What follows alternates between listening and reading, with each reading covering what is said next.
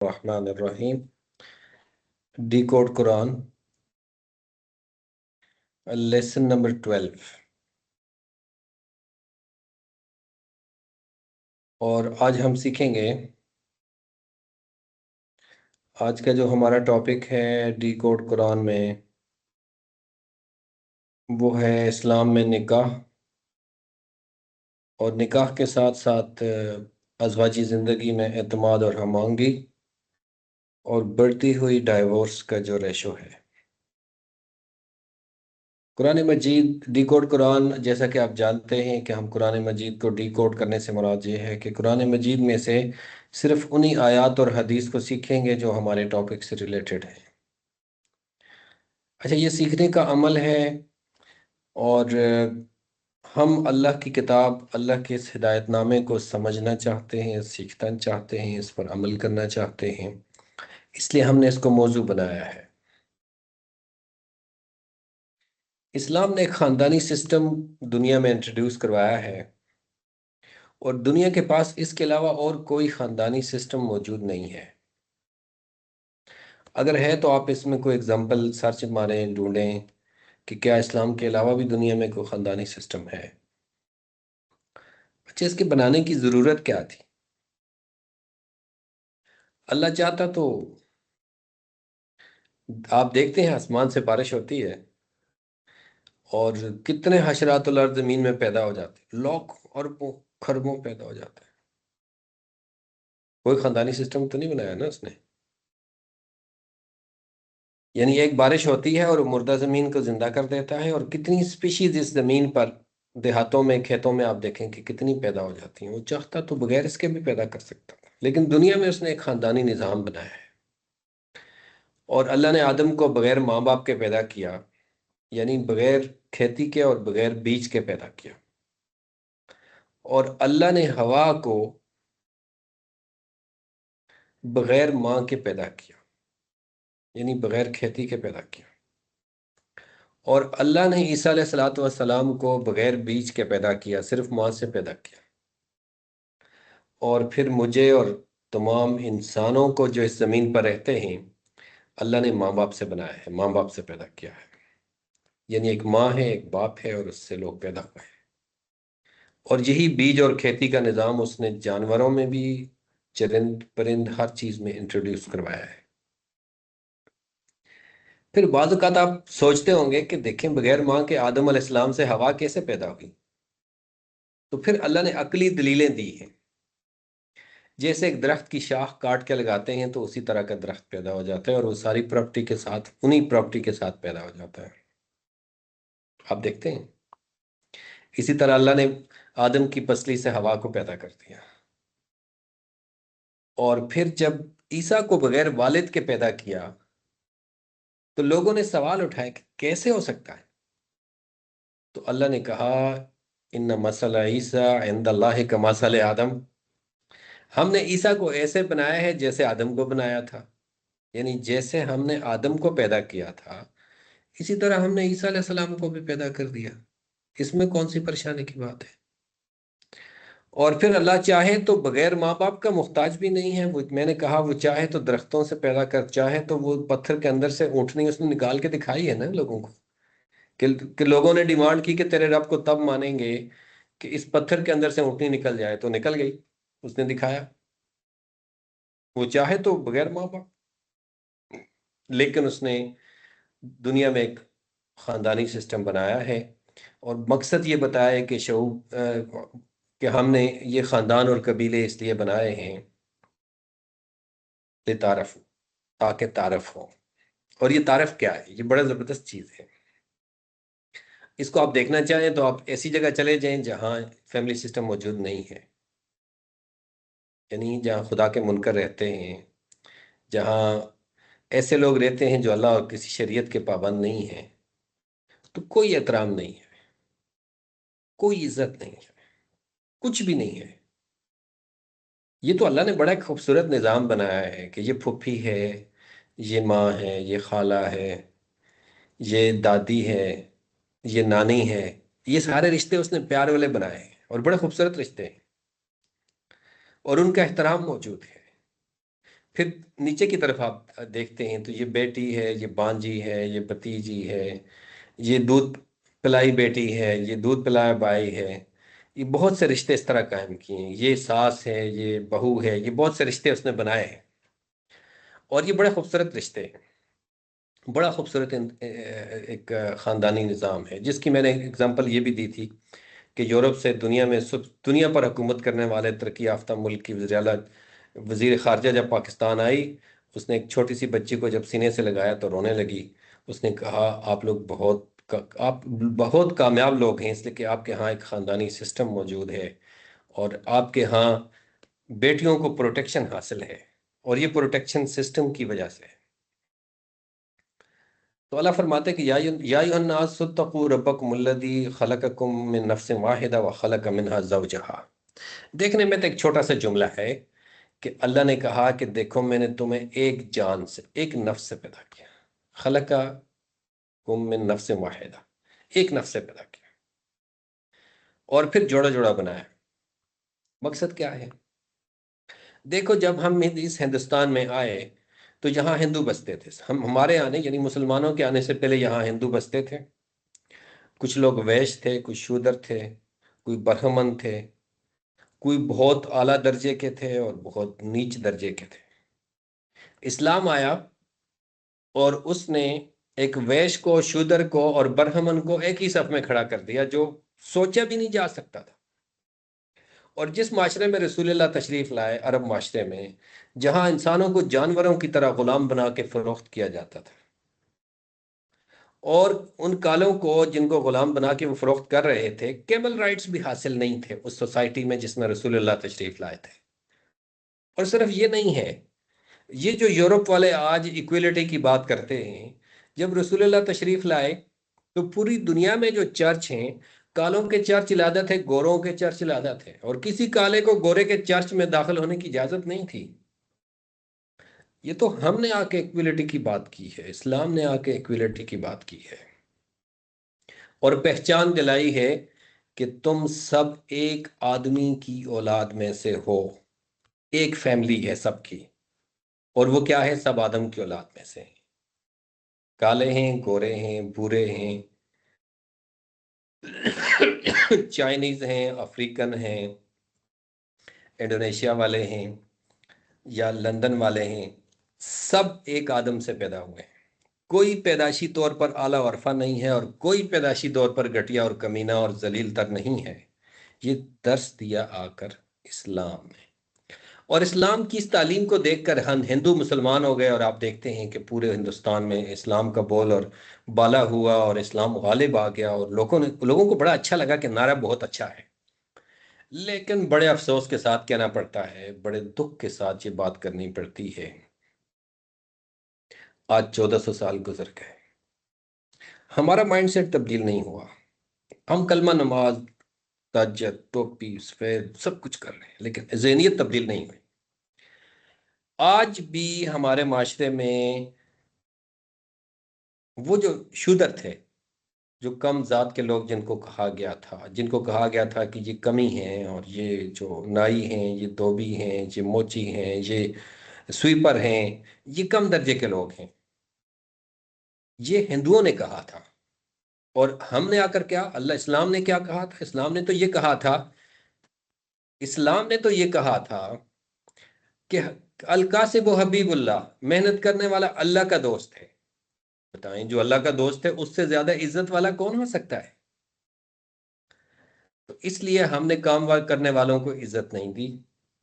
दावा किया था, जब हम आए थे हमने दावा किया था कि बादशाह और फकीर एक ही सफ में खड़े हो गए। मस्जिद में तो सफ में खड़े कर दिया, लेकिन दिमाग इधर से तब्दील नहीं हुआ। आप सोचेंगे कैसे?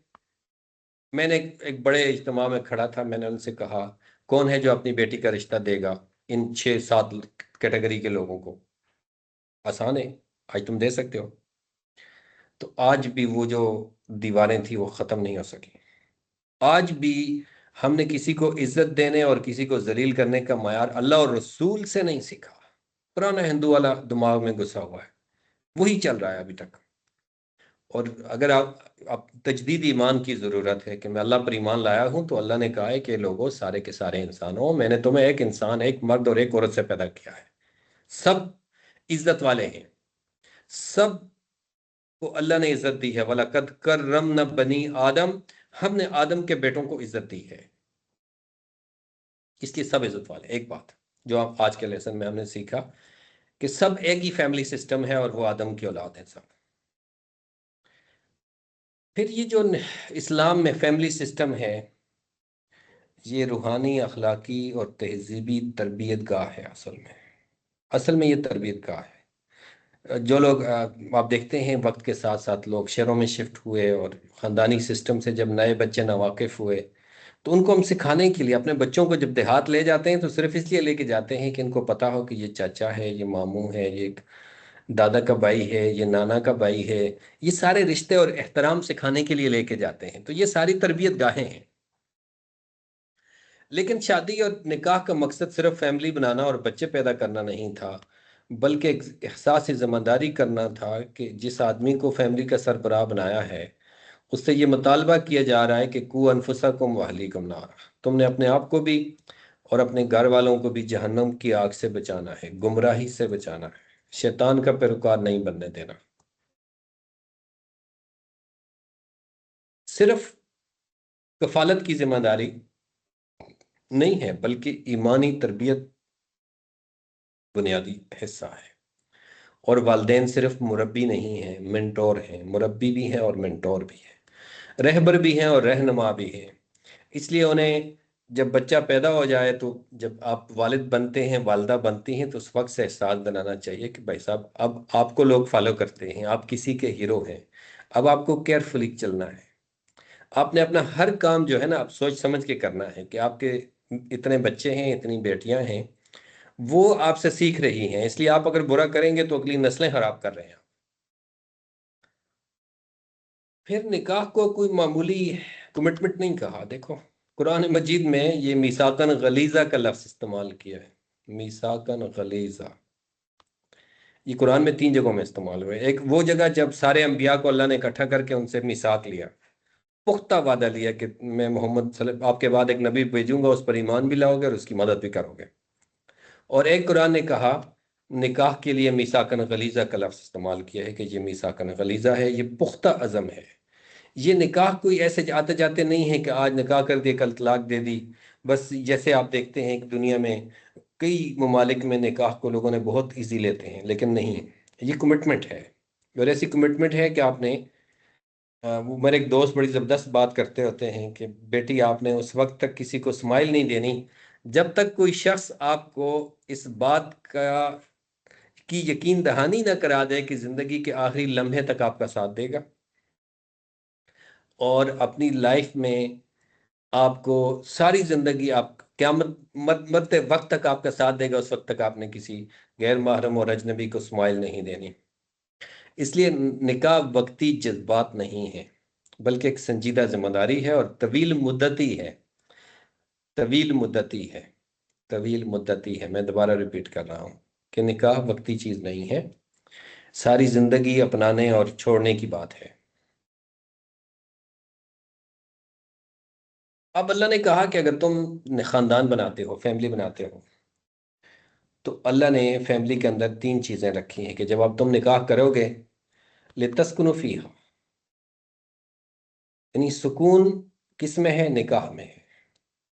अपनी लाइफ के अंदर आपको सुकून चाहिए, एनजाइटी नहीं चाहिए, डिप्रेशन नहीं चाहिए, आपको टेंशन नहीं चाहिए। आप लाइफ में पुरसुकून रहना चाहते हैं और मोहब्बत को हासिल करना चाहते हैं, और अल्लाह की रहमत को, यानी मवद्दा, मोहब्बत, और रहमत, रहमत। अल्लाह ने कहा, व मिन आयातिही अन खलक लकुम मिन अनफुसिकुम अज़वाजा, अल्लाह ने तुम्हारे दरमियान तुम ही में से तुम्हारी अजवाज को पैदा किया है, जिससे तुम्हें सुकून हासिल होता है।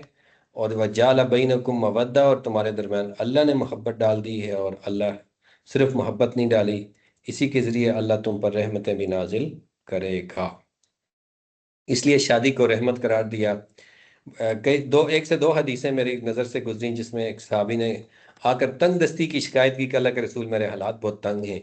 अल्लाह के रसूल ने कहा, एक शादी कर लो। इससे अल्लाह की रहमतें तुम पे नाजिल होगी।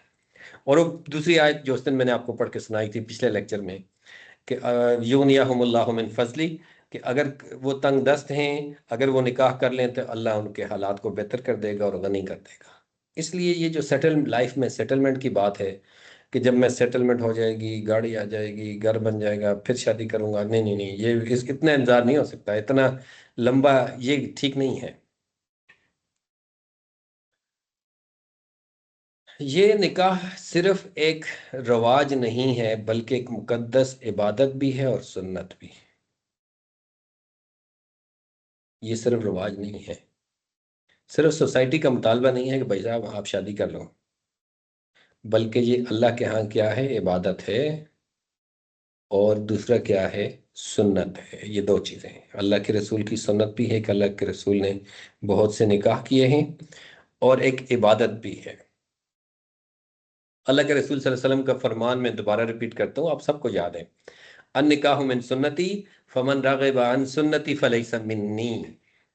निकाह मेरी सुन्नत है, और जो मेरी सुन्नत से मुंह फेरेगा वो हम में से नहीं है। मैं दोबारा रिपीट करूं, अल्लाह के रसूल सल्लल्लाहु अलैहि वसल्लम की हदीस इब्ने माजा में है।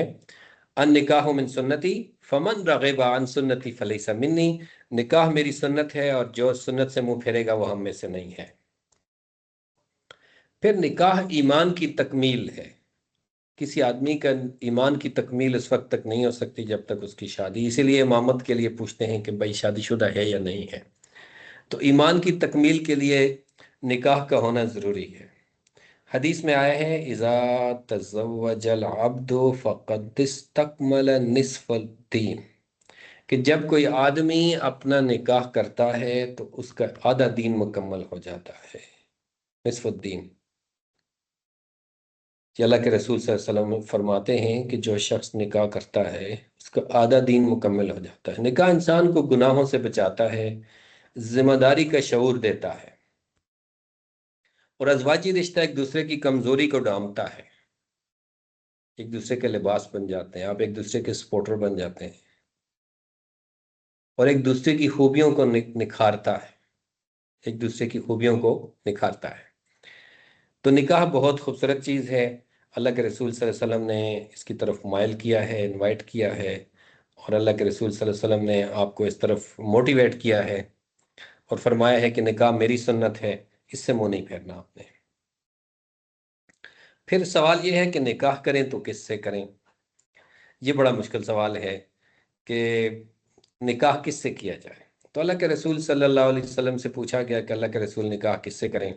अल्लाह के रसूल सल्लल्लाहु अलैहि वसल्लम ने ऐसा नहीं कहा कि वो सारी चीज़ों को छोड़कर कहा नहीं नहीं नहीं बस ये करो, नहीं। अल्लाह ने कहा कि अल्लाह के रसूल ने फरमाया कि दुनिया में लोग चार चीज़ों को देखकर निकाह करते हैं। दौलत को, हुस्न को, नसब को, और एक चीज़ और, चार चीज़ों को देखकर निकाह करते हैं। लेकिन तुम पांचवी चीज़ को भी देखो, और वो क्या है, दीन है। या यूं समझें कि उन्होंने कहा कि आप दीन वाली को तरजीह दो। सारी दुनिया चार चीजें देखती है, आपने पांच देखनी है। ये चार से भी इनकार नहीं है, लेकिन पांचवी सबसे इंपॉर्टेंट है। इसलिए अल्लाह के रसूल सल्लल्लाहु अलैहि वसल्लम ने औरत को चार चीज़ों की बिना पर निकाह किया जाता है, लेकिन तुम पांचवी चीज़ यानी जिस किस चीज़ को तरजीह दो, वो दीन को तरजीह दो। यानी वो क्या है, खूबसूरती है, दौलत है, ठीक है, नस्ब है, और तालीम या उसके जो वो है। लेकिन आपने किसको देखना है, किरदार को देखना है, तकवा को देखना है।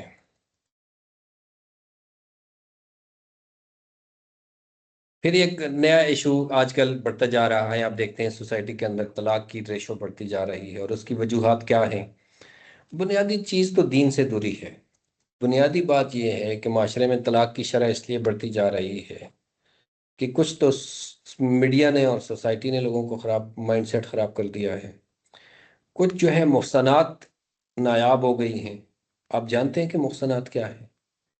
कुरान मजीद ने एक मोमिन औरत को मुहसन कहा है, मुहसनात कहा है, कि ये मुहसनात वो औरतें हैं जो महफूज ख़ानदानों में हैं, जहाँ गैर महरम के साथ आज़ादाना मेल जोल नहीं है, और फिर मुहसनात को इतनी बड़ी अहमियत दी है। आप पांचवा सिपारे की पहली आयत शायद आपने पढ़ी हो, वल मुहसनातु मिनल मोमिनात वल मुहसनातु मिन अहलिल किताब, कि लड़की मुहसनात में से हो, चाहे मुसलमान हो, चाहे यहूदी हो, चाहे ईसाई हो, लेकिन मुहसनात में से हो, गैर मुसाफिहातिन, खुफिया आशनाइयाँ पालने वाली ना हो, दोस्तियाँ लगाने वाली ना हो।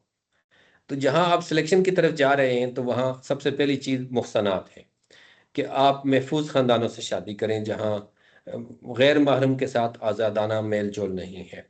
दूसरी चीज़ ये है कि दीनी तालीमात जो हैं, देखें अल्लाह से डरने वाले लोग कौन हैं? कुरान ने कहा अला इन्ना यख्शल्लाहु मिन इबादिहिल उलमा, अल्लाह से डरने वाले लोग इल्म वाले हैं। अगर आप किसी इल्म वाली से शादी करेंगी जो कुरान और हदीस दीन का इल्म रखती है, दुनियावी इल्म रखती है, अपने और अपने रब को पहचानती है, तो वो अल्लाह से भी डरेगी, और वो आपकी गैर मौजूदगी में वो जो उसकी जिम्मेदारी है उसको पूरा करेगी। दीनी तालीमात की कमी है। दूसरी चीज़ जो टॉलरेंस और सब्र की कमी है, और ये भी बुनियादी तौर पर दीन की कमी है। ये जो बर्दाश्त है, ये जो टॉलरेंस है, आप कोई किसी को क्यों माफ़ करते हैं अल्लाह के लिए? कोई जब किसी आप नेकी करते हैं, जब अल्लाह के लिए, जब किसी के साथ किसी को माफ़ कर देते हैं तो किसके लिए? अल्लाह के लिए माफ़ करते हैं। तो बुनियादी तौर पर रब के साथ जब ताल्लुक कमज़ोर होता है तो फिर बर्दाश्त भी कम होती है, फिर सब्र भी कम हो जाता है। और फिर हमारे यहाँ सबसे ज़्यादा जो शादी से पहले लोग फ़ोन पर राब्ते करते हैं, बड़े बड़े वादे और बड़ी बड़ी कमिटमेंट की जाती हैं कि आसमान से तारे तोड़ कर लाऊंगा, और ये भूत शादी के 10-15 दिन में उतर जाता है। कुछ जितनी कमिटमेंट थी सारी झूठी निकल आती हैं।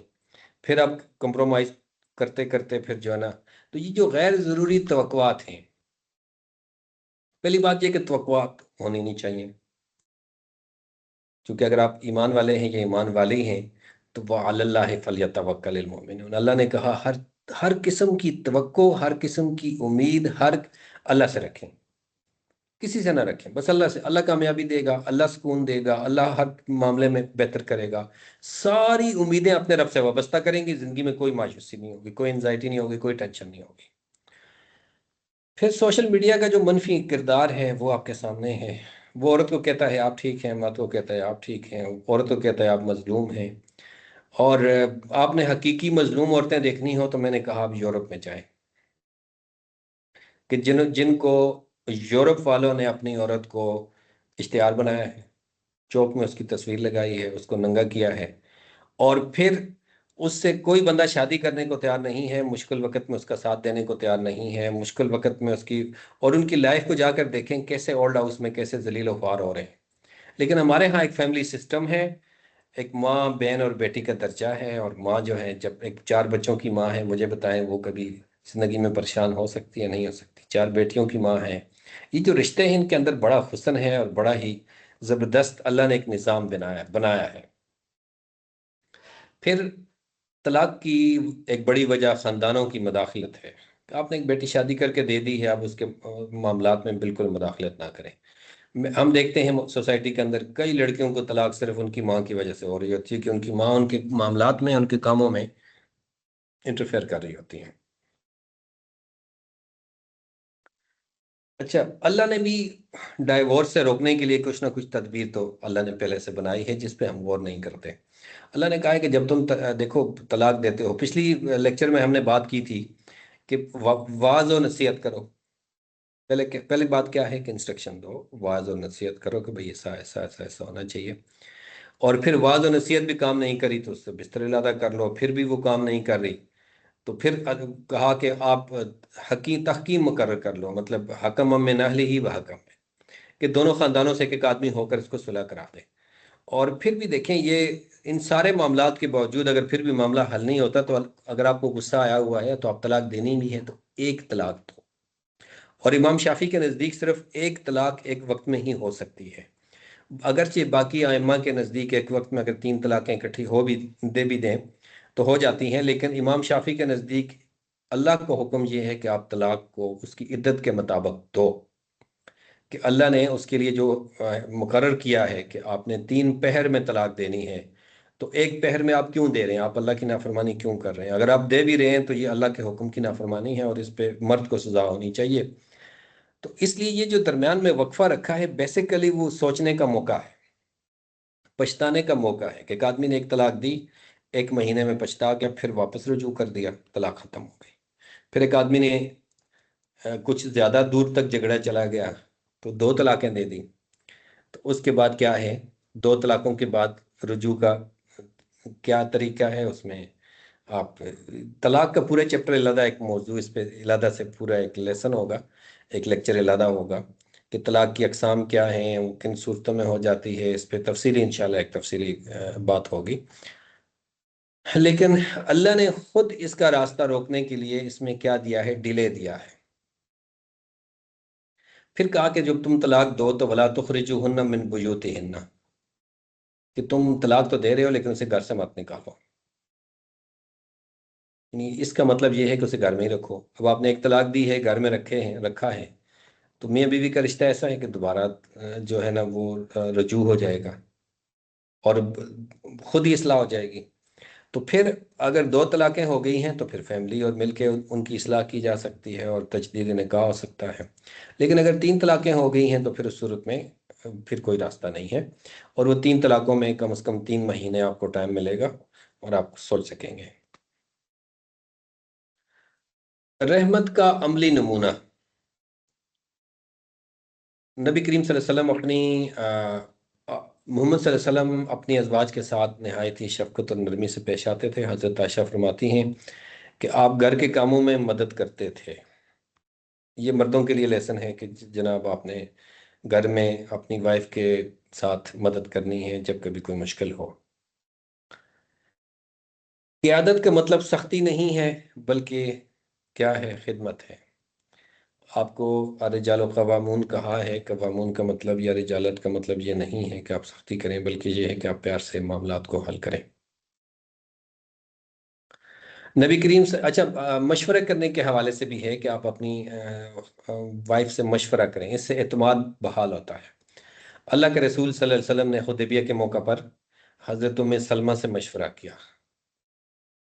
और ये इसलिए पेश किया जा रहा है कि वो इमामुल अंबिया, अल्लाह के रसूल जिन पर वही नाज़िल होती है, तो वो भी अपनी वाइफ से क्या किया, उन्होंने मशवरा किया और उनकी मर्जी का भी ख्याल रखते थे। कुरान मजीद ने एक जगह मोहम्मद सल्लल्लाहु अलैहि वसल्लम को पुकार कर कहा है कि आप अपनी वाइफ की मर्जी और उस पे जो है ना आप वो करते हैं। तो कुरान मजीद ने आगे आगे सूरह तलाक और सूरह वो आप पढ़ेंगे तो उसमें आपको वो मिलेगा। और ये सिर्फ मातहत नहीं है, बल्कि उनको एक वैल्यू देनी है और घर में हाइप देनी है, इज्जत देनी है, एहतराम देना है। अजवाजी जिंदगी में एक तरफा फैसले एतमाद को क्या करते हैं, कमजोर करते हैं। इसलिए आपने जो भी फैसला करना है वो एक तरफा नहीं करना। रजदारी और अमानत, देखें कुरान ने कहा था कि कहा है कि वो तुम्हारा लिबास है और तुम उसका लिबास हो। यानी उसके राज और तुम्हारे राज आपस में क्या है, एक हैं। तुमने उसकी बातों की हिफाजत करनी है, उसकी कमजोरियों को छुपाना है, उसके कुर्बत का ख्याल रखना है और उसने आपकी कुर्बत का ख्याल रखना है। और फिर हाफिजात फस्सालिहातु कानितातुन हाफिजातुन लिल गैब, सूरतुन निसा में अल्लाह ने बीवियों की जिम्मेदारी लगाई है कि नेक बीवियां अपने शोहरों की गैर मौजूदगी में हिफाजत करने वाली होती हैं। हाफिजातुन लिल गैब, शोहर घर पे नहीं है, जॉब पे है, और नेक और सालिह बीवियों की ये बुनियादी जिम्मेदारी है कि अपने शोहर की गैर मौजूदगी में हिफाजत करें।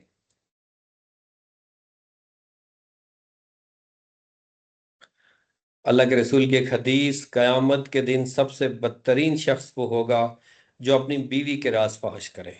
मैं दोबारा रिपीट करता हूँ, अल्लाह के रसूल सल्लल्लाहु अलैहि वसल्लम ने फरमाया कि कयामत के दिन सबसे बदतरीन शख्स वो होगा जो अपनी बीवी के राज फहश करे।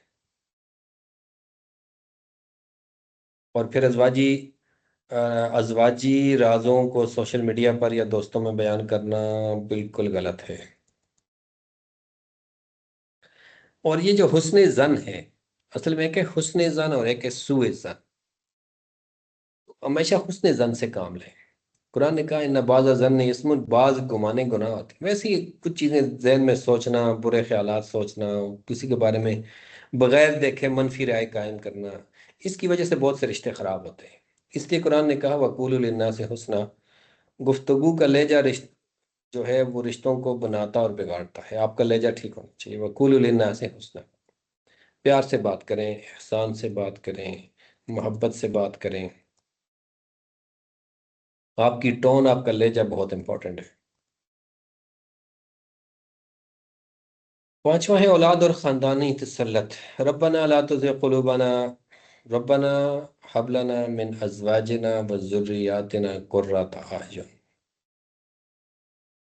अपनी बीवी और औलाद के बारे में दुआ की है। क्या दुआ की है? ए खुदाया रब, ए मेरे रब, रब्बना हब लना मिन अज़वाजिना व ज़ुर्रिय्यात, मेरी औलाद और मेरी बीवियों में से को आप मेरी आंखों की ठंडक बना दें। तो ये आंखों की ठंडक कम बनेगी? ये अल्लाह से दुआ मांगनी है आपने कि आंखों की ठंडक हो, तिनका ना हो। कामयाब शादी का मकसद सिर्फ बाहमी खुशी नहीं है बल्कि सालेह नस्ल की तैयारी है। मैं दोबारा रिपीट करता हूँ कि कामयाब शादी का मकसद सिर्फ बाहमी खुशी नहीं है बल्कि एक सालेह नस्ल की तैयारी है।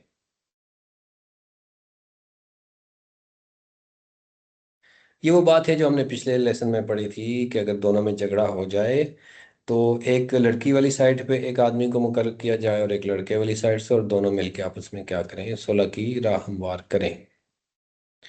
फिर ये हदीस मैंने आपको नहीं सुनाई थी, सिर्फ तर्जुमा पढ़ा था। अब गज़ो हलालिन इलल्लाहि तलाक, सबसे नापसंदीदा चीज़ हलाल चीज़ों में तलाक है। अल्लाह ने हलाल रखी है लेकिन अल्लाह को निहायत नापसंद है। दोबारा ये आयत आई है, ये पहले आप पढ़ चुके हैं, वाशिरूहुन्ना बिल मारूफ, कि उनके औरतों के साथ अच्छा तरीके से पेश आओ। दोबारा रिपीट करने के लिए, याद आने के लिए आया है, खैरुकुम लिअहली, तुम में से बेहतर वो है जो अपनी बीवियों के साथ अच्छा है। तुम में सबसे बेहतर वो है जो अपनी बीवियों के साथ अच्छा है।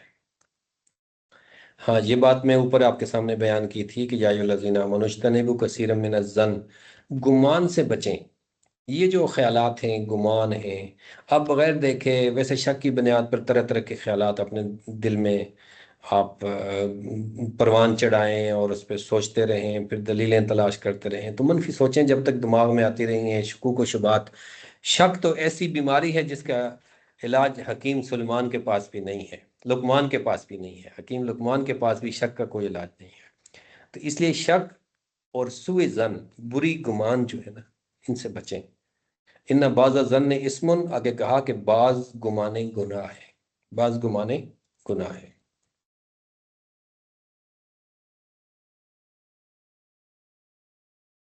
ये मशवरे की बात दोबारा रिपीट की गई है कि आप अपनी अज़वाज से मशवरा करें।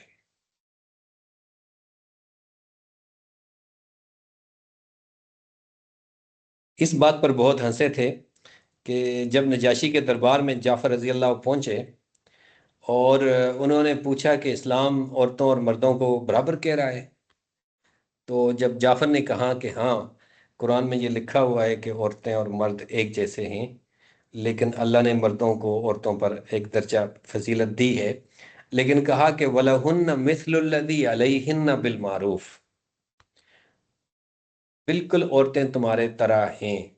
तुम एक जैसे हो, एक नस्ल हो, एक खानदान हो, कोई फर्क नहीं है, तुम सब एक जैसे हो। एज ए बीइंग ह्यूमन तुम सब एक हो। औरतों के भी वैसे हकूक हैं जैसे मर्दों के हैं। और कुरान ने इसको बार बार इस पे जोर दिया है कि लिर्रिजाल नसीबम मिम्मा तरकल वालिदान वलिन्निसाइ नसीबम मिम्मा तरकल वालिदान वल अक़रबून। औरत का भी उतना हक है जितना मर्द का है। फिर थोड़ा अपने अपनी जिम्मेदारियों को समझने की ज़रूरत है। शोहर की जिम्मेदारी है नान और नफ़का, तहफ़्फ़ुज़ और हुस्न सलूक। और बीवी की जिम्मेदारी है वफादारी, घर का नज़्म व नस्क और शोहर की अतात। ये डिसिप्लिन के लिए कुछ चीज़ें मैंने लिखी हैं। और फिर खुलासा क्या है? निकाह इबादत है और मीसाकन गलीज़ है। शादी का मकसद सुकून, रहमत और मवद्दत है। ये खुलासा आपके सामने रख रहा हूँ। तलाक आखिरी चाराए कार है। जब कोई रास्ता नहीं हो तो फिर एक आखिरी एक ऑप्शन भी है। बर्दाश्त, मशावरत, एतमाद की कामयाब के- मैं दोबारा, बर्दाश्त और मशावरत एतमाद की कामयाबी की बुनियाद है। दीन और किरदार रिश्ते की असल बुनियाद है। जब आप औरत सेलेक्ट कर रहे हैं तो उस वक्त आपने किरदार और दीन को देखना है ताकि आप कामयाब लाइफ, एक कामयाब ख़ानदान बना सकें। ख़ानदान इस्लामी तहजीब की पहली दरसगाह है। मैं जुमला फिर रिपीट करता हूँ कि ख़ानदान इस्लामी तहजीब की पहली दरसगाह है। इसके बाद ये सवालात और जवाबात हैं जो आपने खुद पढ़ने हैं, उनके जवाब भी दे दिए गए हैं। ठीक है जी। ये 12 क्वेश्चन हैं। ठीक है जी। इनके जवाबात आपने खुद पढ़ने हैं। जज़ाकुमुल्लाह खैर, थैंक यू सो मच। आज का लेसन ख़त्म हुआ। और आपके जहन में कोई सवाल हो, कुछ पूछना हो आज के प्रोग्राम के हवाले से, एनी क्वेश्चन? मुझे बहुत अच्छा लगेगा कि आप सवाल पूछेंगे। जी, एनी क्वेश्चन।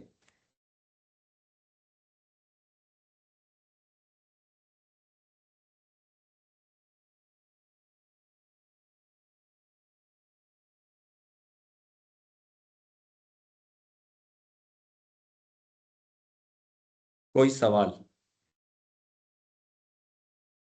कोई सवाल नहीं है। जज़ाकुमुल्लाह खैर, थैंक यू सो मच।